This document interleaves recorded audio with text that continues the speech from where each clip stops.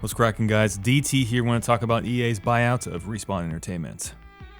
So Titanfall 2 was a pretty fantastic game. It ran great, it played great, it felt great. But Titanfall 2 was definitely crippled by a horrible release date, memories of a, I would say, so-so first game, and I would argue a great misconception that Titanfall 2 may have been a Microsoft exclusive. The first game was, so why wouldn't the second one be? Many Sony fans may have been unaware of its existence and dismissed the game in lieu of other shooters released in the same space, the two big ones, Call of Duty and of course Battlefield 1. EA failed Titanfall 2 in these regards. Today, Titanfall 2 has a small yet active community. I'm sure many of those people are excited and a little bit restless when Respawn announced that EA was buying them out for 455 million smackers. The dealio was made this week, and the deets don't matter too much. However, one small thing that I nearly missed in the financials, and something I haven't seen any news outlets qualify. If you actually pull up the Business Wire transcript, you can see how things are broken down, and this is the main point of this video. Of the $455 million, Respawn gets 151 in cash and 164 in equity in the form of RSUs, or restricted stock units. If you don't know what this term means, it's fine. It's basically money that someone's going to get in the future depending on how well the company does. RSUs have a vesting period, in this case it's 4 years, meaning that those employees are going to get paid over the course of 4 years. So they don't get the money right away, not even close.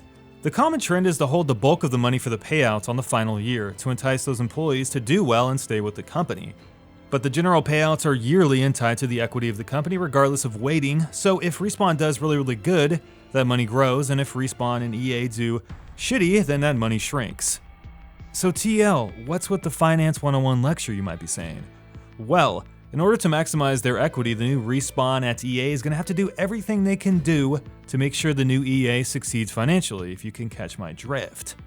Now, before I talk about why this could be bad for the end user, us, there's one more missing piece from that puzzle, and that's $455 million. It's this thing. 30.7% of the entire deal is based off of a section called performance metrics. So this thing is a cash-based payment made payable after 5 years. Taking it straight from the transcript, quote unquote, EA may be required to pay additional variable cash consideration that is contingent upon achievement of certain performance milestones relating to the development of future titles through the end of calendar 2022. So, 30.7% of Respawn's payment for this dealio is subject to whether or not their new games, including the new Titanfall, perform and sell good enough. If that doesn't get that spidey sense of yours tingling, I don't know what will. Now you might say, doesn't the equity portion of the deal, the 4-year vesting agreement, line up perfectly with the performance milestones that just happen to be also after 4 years? Bingo.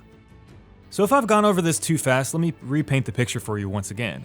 Respawn gets 151 in cash. They get 164 in equity tied to performance of EA during and after 4 years.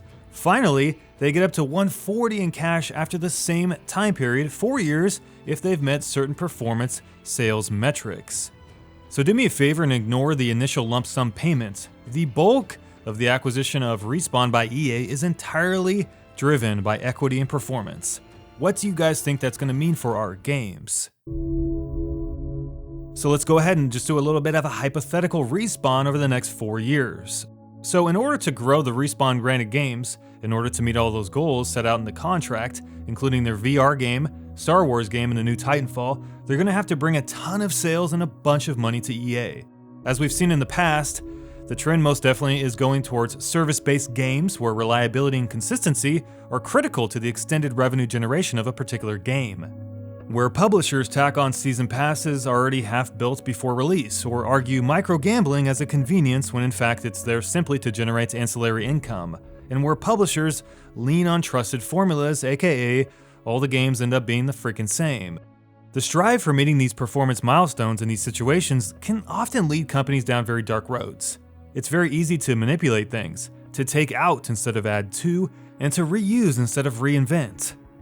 But the Respawn team is going to have way more resources to hopefully make better games. That's the whole point here.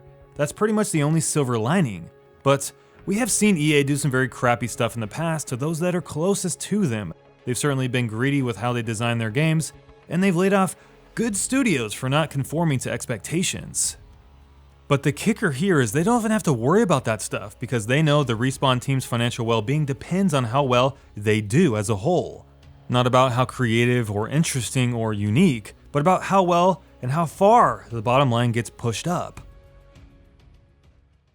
I don't like when the financial well-being of a company is being driven by milestones, especially ones that are so restricting on performance. How many games they can pump out, how many games they can sell, or worse, how smartly they can slice up their games and get everyone to pay extra for things. Once again, to get EA just more money. Now sadly, not a lot of people know that this is actually pretty much common practice when acquiring a company. What they're really doing though is called hedging risk. Meaning they've managed to conspire a deal that has such a small upfront payment, such small risk. By pushing all the financial commitments on performance milestones 5 years out, they have lowered the risk for failure, basically. If they hadn't done that, they would have obviously had to pay Respawn much more cash up front, which is more risky. So in reality, it's the best of both worlds for EA. Small upfront payments, low risk, and future payments based off of how well Respawn does for them. So if Respawn doesn't do very well, then they can just shut down the company and get a discount on the equity payments in the future. And if Respawn does really great, then they just pay out the equity and bonus with the profits. It's just genius. But is this the best of both worlds for us, the consumer? You guys let me know in the comment section below. Thanks for watching, dudes and dudettes. We'll see you in our next video. You guys have a great day, and take care till then.